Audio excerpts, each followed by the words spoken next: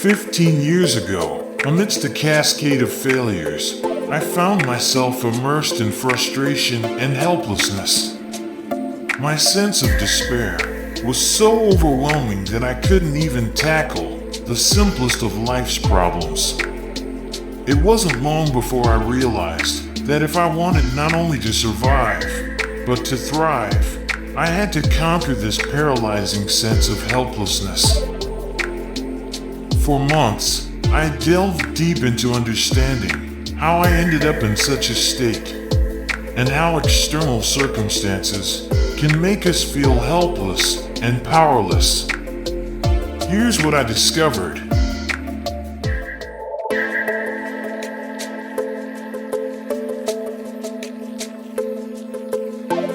In the mid-1960s, psychologist Martin Seligman at the University of Pennsylvania saw a strange phenomenon in an experiment on dogs on his first day as a graduate student. It became the beginning of the direction of his future in psychology and the future of psychology itself. In that experiment, the dogs were being conditioned to associate a high-pitched sound with an electric shock. This was a simple classical conditioning situation in which they paired the tone with the shock. But that was only the first part of the study. In the second part, the dogs were placed one at a time in a large box that contained two compartments divided by a low wall. A shock was delivered through the floor of the compartment in which the dog had been placed. To escape the shock, the dog had to simply jump over the low barrier into the other compartment, where there was no electric shock. Once the dogs learned to jump over the wall, which was completely expected, they would be tested to see if the high-pitched tone without the electric shock would bring about the same response. The research did not work out the way it was supposed to. The dogs did not jump over the barrier to escape the shock. Instead, when the shock was applied through the floor of their compartment, they lay down, whimpered, and made no effort to escape. The experimenters were baffled, but Seligman thought he had a clue. He suggested that perhaps during the first part of the experiment, the dogs had learned that they were helpless to change their situation. Because when the tone sounded, there was nothing they could do to avoid the shock. So, why even try? This learned reaction apparently generalized to the second part of the experiment, even though a means of escape was available.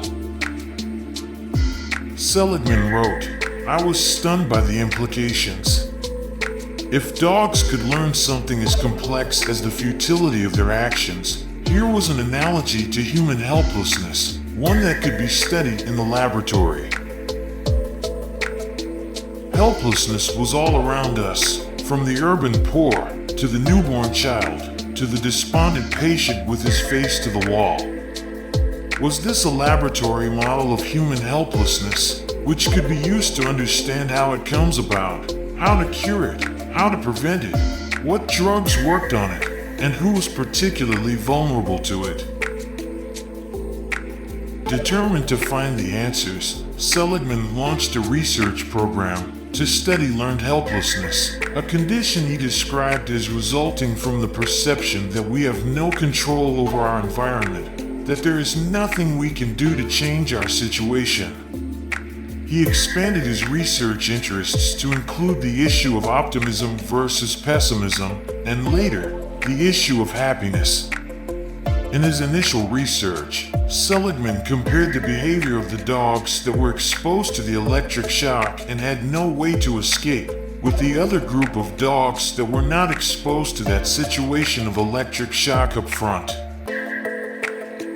When he exposed these two groups of dogs to a second experiment in which the dogs could escape the shock by jumping over the small barrier and landing on the other side of the wall, surprisingly, he discovered that those dogs that were exposed to the electric shock up front without any means of escape tried for about 30 seconds in the second experiment, and then gave up and lay down on the floor whimpering and suffered from the shock.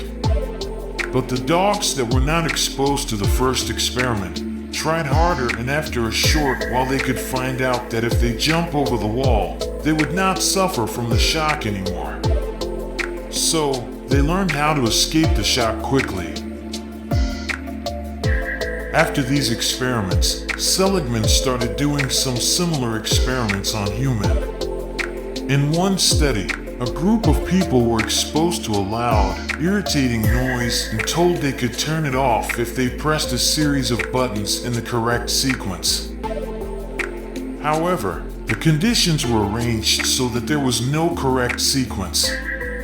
No matter what action the people took, the noise continued. In the second group, people could turn off the noise by pressing the buttons in a sequence that was relatively easy to learn. In the next step, the both groups were placed in a situation in which all they had to do to stop the noise was move their hand from one side of a box to the other in response to a light signal. People of the second group rapidly learned this behavior, but the people from the first group could not. They sat passively, making no effort to deal with the irritating noise. The researchers called this phenomenon learned helplessness, meaning that we learn that we are helpless and there is no way to solve the problem or escape the situation. Over 132 different studies involving several thousand people were conducted across the world on learned helplessness, and a meta-analysis on the results showed that the impact of learned helplessness is even stronger in humans than animals. Researchers documented the effects in adult men and women, college students, adolescents, children, elderly persons, unemployed women, and patients in psychiatric hospitals. Their studies suggest learned helplessness can occur in everyday situations where we are subjected to continuous intrusive stimuli over which we have no control, such as noise from a neighbor or outdoors, or being cyberbullied on social media sites on the internet. Seligman did a lot of experiments and studies in this regard, and discovered the people who are exposed to learned helplessness have remarkable less chance to survive if they get severe diseases such as cancer, and the period of recovery is much longer for them.